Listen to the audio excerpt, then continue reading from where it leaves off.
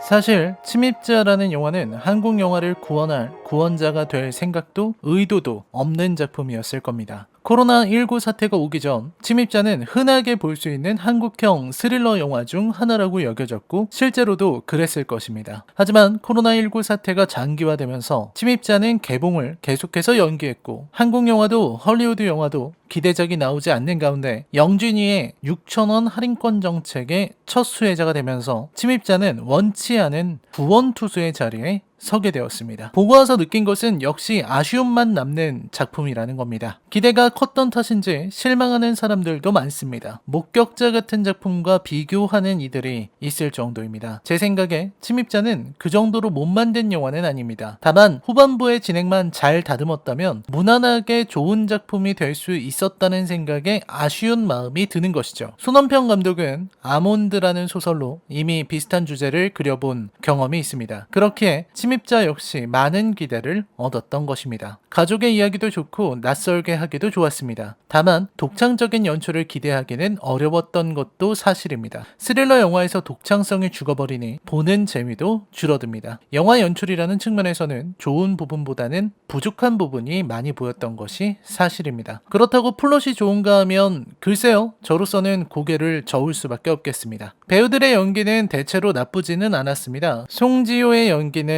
송지효가 연기를 잘하고 못하고를 떠나서 이번 작품에서는 어색해하는 것이 눈에 보였습니다. 배우 본인도 아쉬운 마음이 들었던 모양이더군요. 그렇고 제가 조금 더 잘했었으면 좀 더 대립관계가 되지 않았나라는 생각이 드는데 좀 많이 아쉬운 부분이 저는 좀 많이 보이더라고요. 김무열은 열연을 펼쳤습니다만 그 열연이 빛을 발하기에는 영화와 캐릭터가 받쳐주지 못했다는 인상입니다. 여러모로 아쉬운 영화, 25년 동안 실종되었던 여동생이 돌아왔고 그로 인해 벌어지는 수상한 일들을 그린 어설픈 영화 침입자 리뷰입니다. 여러분, 이제부터는 치명적인 스포일러가 포함되어 있습니다. 결말까지 모두 포함되어 있으니 원치 않으시는 분들은 영화를 먼저 보고 와서 감상해 주시길 바랍니다. 아울러 저는 늘 철저한 비판을 목적으로 리뷰하고 있습니다. 그럼 시작하죠.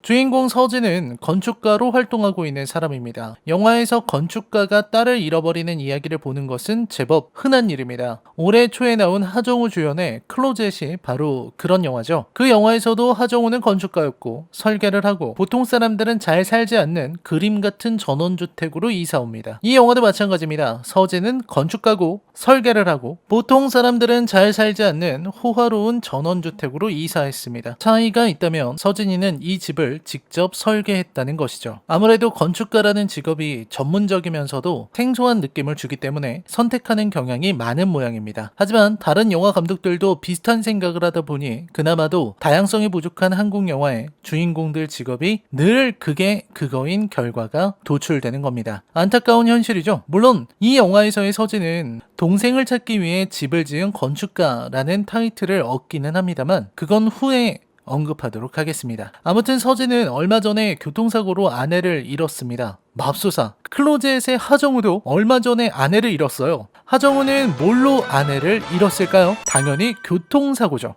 여기까지는 도플갱어 같지만 물론 세세한 디테일은 다릅니다. 여기까지 같은 게 더 문제인 것 같지만 일단 넘어갑시다. 아내를 잃은 충격으로 자꾸만 고통스러워하는 서진. 서진은 친구이자 정신과 의사인 한 박사에게 의지하며 최면 치료를 합니다. 물론 제가 과문해서 들은 게 적어서 그런지는 모르겠지만 정신과에서 최면 치료를 한다는 건 처음 듣는 일입니다. 정신과에서는 보통 상담 치료하고 약을 처방한다고 들어서 알고 있었는데 최면 치료를 하는 모양이군요. 어쨌든 최면 치료의 내용을 보여주는데 그게 참 가관입니다. 차근차근 상황을 설명해 드리자면 지금 서진은 최면을 통해 그날의 기억을 찾으려는 겁니다. 아내가 죽던 날 기억이 희미하고 블랙박스나 CCTV 영상도 제대로 찍힌 게 없어서 용의자를 특정하지 못하자 서진은 최면에 의지하는 거죠. 아내를 죽인 원수를 찾기 위함이니 최면에 의존하는 나약한 마음을 지니는 것도 불합리한 믿음을 가지는 것도 충분히 납득이 됩니다. 근데 문제는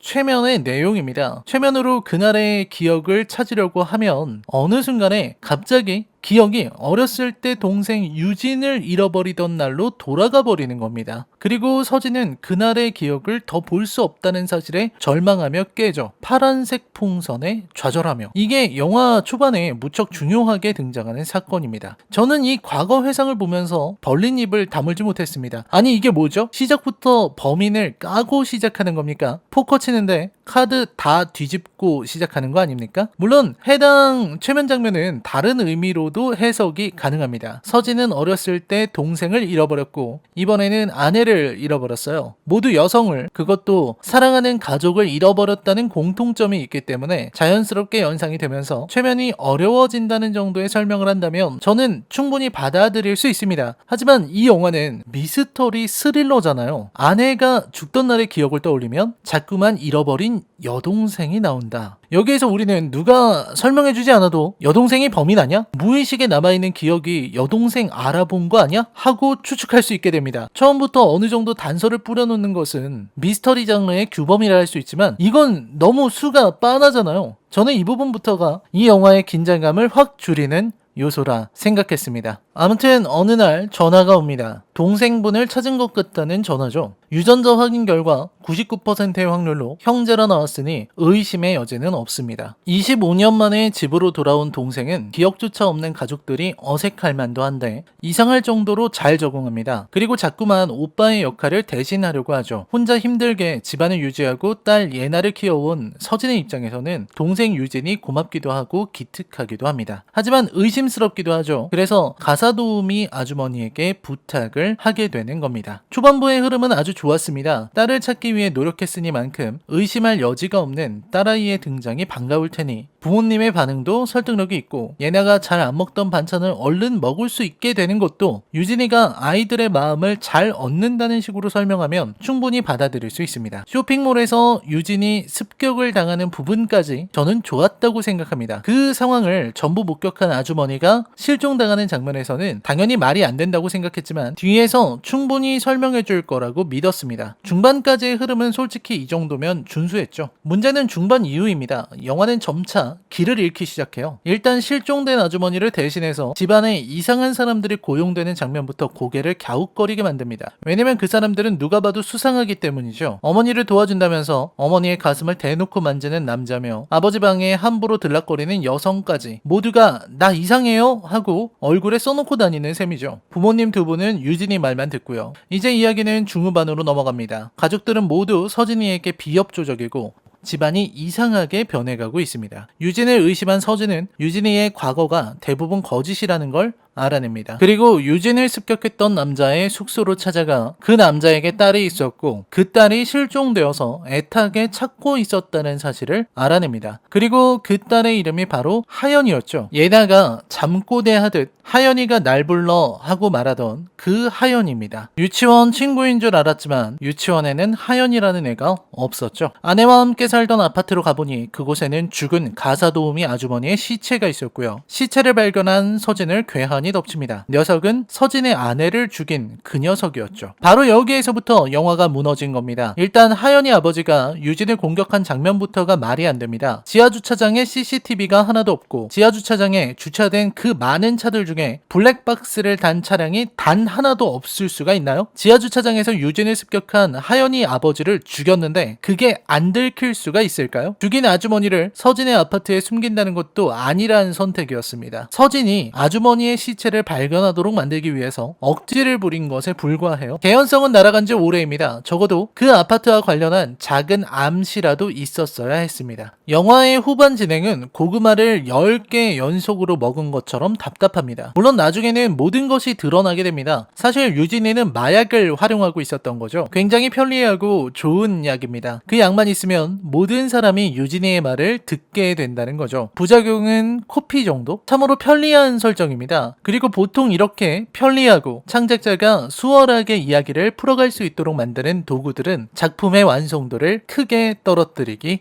마련입니다. 그런 부분에서 김무열이 출연한 기억의 밤보다도 이 영화는 부족합니다. 거기서도 약물을 활용했지만 적어도 이 영화처럼 편리한 도구는 아니었어요. 내 말을 다 듣게 만드는 만능의 도구라니. 판타지 소설에서도 요즘 그런 거 안 합니다. 그 마약을 집안에서 계속 피우고 음식엔 온통에 서진도 중독되어 환각을 보게 되었고, 그로 인해 정상적인 판단을 하지 못한다는 설정을 받아들인다고 하더라도 후반의 진행은 너무 답답합니다. 누가 봐도 이상한 상황이 집안에 펼쳐지는데 주인공 서진은 아무 대책도 내지 못한 채 계속 화만 내고 침착하고 냉정한 판단 따위는 하지 않습니다. 그러다 보니 중반 이후로는 급격히 지루해집니다. 초반에 흥미진진했던 흐름은 거짓말처럼 사라졌죠. 감정에 치우쳐 화만 내는 주인공이 볼만할 리가 없습니다. 결말은 황당함 그 자체입니다. 결국 유진이는 사이비 종교단체의 지도자쯤 되는 인물이었던 것이죠. 그래서 예나를 참 아이로 만들겠다는 겁니다. 그리고 유진이 역시 참 아이 출신이었고요. 예나를 얻기 위해서 사이비 종교에라도 의탁하려 했던 서진의 아내를 죽인 거였죠. 그리고 영화의 마지막 순간에 사실은 정신과 한 박사마저도 유진의 편이었다는 것이 드러납니다. 최면 치료를 통해 서진의 정보를 얻어내고 약점을 공략했겠죠. 이 영화에서 거의 유일하게 치밀함이 드러나는 부분입니다. 바꿔 말하면 이 영화의 후반부에서 감탄할 만한 지점은 한 박사가 정체를 드러내는 장면뿐이라는 겁니다. 물론 그 모든 장면들은 클리셰에 충실하게 자신의 계획과 그동안의 사정을 친절하게 설명하는 악당들로 가득하죠. 유진이의 최후가 황당하게 느껴지는 것은 이게 라이온 킹의 엔딩을 연상시켜서가 아닙니다. 유진이가 죽는 장면 자체가 말이 안 된다는 거죠. 사이비 종교의 멤버가 충분히 많은 것처럼 보였는데 왜 본부 근처로 갈수록 사람들이 적어지고 유진이가 혼자가 되는 거죠? 아니 이건 뭔가 이상하잖아요. 유진이 입장에서는 서진의 집이 적진입니다. 그리고 예나를 데리고 가는 곳이 본진이고요. 근데 본진은 텅텅 비었다니. 그래서 유진을 보호해줄 사람이 없다는 게 말이 됩니까? 때마침 절벽 근처에서 싸우다가 매달리고 떨어지는 클리셰는 눈이 썩을까 걱정이 될 정도로 식상했습니다. 절벽에서 떨어지는 것도 팔 내밀어서 매달리게 하는 것도 좀 그만했으면 좋겠어요. 영화고 만화고 드라마고 이제 할 만큼 하지 않았습니까? 사이비 종교를 등장시킨 것이 황당하게 여겨지는 것은 그 앞에 충분히 복선을 깔아두지 못했기 때문입니다. 기껏해야 초반에 성경책 그리고 성당에 안 나가는 어머니 정도가 다인데 그걸로는 불충분하죠. 무엇보다 사이비 종교단체였다면, 그래서 그런 종교의 무서움을 보여주려면 마약이 아니죠. 무엇이든 들어주게 만드는 마법의 만능 약물이 아니라 차라리 교묘한 화술과 사이비 종교 특유의 교활함으로 집을 차지하고 논리와 언변과 수사와 현란한 사기 수법으로 서진을 교란시키고 집안을 장악하는 걸 보여주는 것이 좋았을 겁니다. 그놈의 마약에 의존하고 편하게 플롯을 짜니 영화가 이 모양이 되는 거죠. 연출은 거의 볼 게 없었습니다. 스릴러에서 독창성을 빼버리니 다 다른 영화들에서 본 것 같은 장면이 됩니다. 떠오르는 영화만 해도 조던 필의 Get Out이라든가 아리 에스터의 유전 같은 작품에다가 장면을 생각해보면 다른 영화의 참신한 장면들을 그대로 베껴오고 있죠. 특히 중반 이후 유진이 서진에게 다가가 유혹하듯 말하는 장면은 최악이었습니다. 딸 예나가 걱정되고 가족 걱정에 여념이 없는 서진에게 나 옷 벗은 거 봤지? 라거나 나랑 하고 싶은데 못해서 그러는 거지? 같은 괴상한 대사를 읊고 있어요. 게다가 영화에서 유진은 한 번도 섹스 어필한 적이 없는데 대뜸 이런 대사를 하니 영화가 괴이하게 느껴집니다. 서진이 미쳤냐며 목을 조르는 장면이 이해가 될 정도로 형편없는 장면이었습니다. 송지효의 연기도 어색하기 짝이 없었고요. 이건 배우 문제는 아닙니다. 김무열의 연기도 과잉으로 느껴지는데 이것도 배우 문제는 아닙니다. 영화의 플롯이 상황이 엉터리인데 배우가 연기 잘해서 뭘 할 수 있겠습니까? 그냥 고구마만 더해지는 거죠. 결국은 산으로 가버린 영화입니다. 절벽에서 떨어진 유진을 보며 아무것도 느낄 게 없습니다. 게다가 영화 내내 회사에서 귀찮게 전화가 걸려왔지만 결말에는 아무것도 변하지 않았어요. 유진이 사건이 서진에게는 별다른 영향을 미치지 못한 겁니다. 대체 그럼 필요도 없는 회사 이야기는 왜 넣은 겁니까? 못 만든 플롯의 전형이죠. 유진의 캐릭터는 최악이에요. 마지막에라도 유진이 카리스마를 보여줘야 했습니다. 사이비 종교가 나와봐야 유진이 근처에 아무도 없었고 교회 근처에도 사람이 없어서 별로 위협적으로 느껴지지 않습니다. 유진이 마지막까지 버티고 또 카리스마와 장악력을 보여줬어야 영화가 흥미진진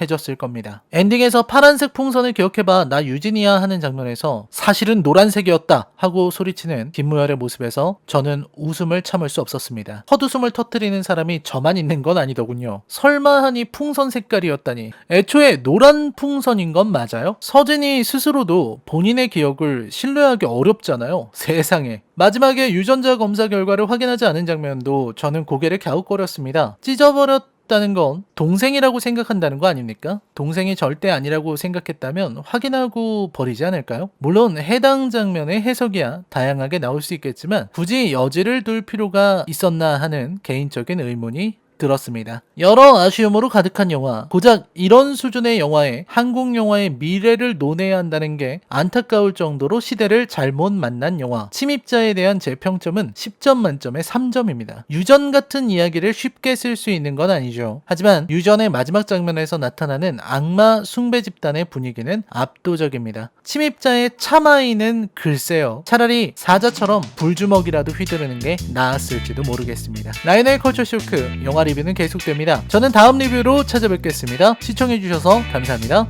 안녕히 계십시오.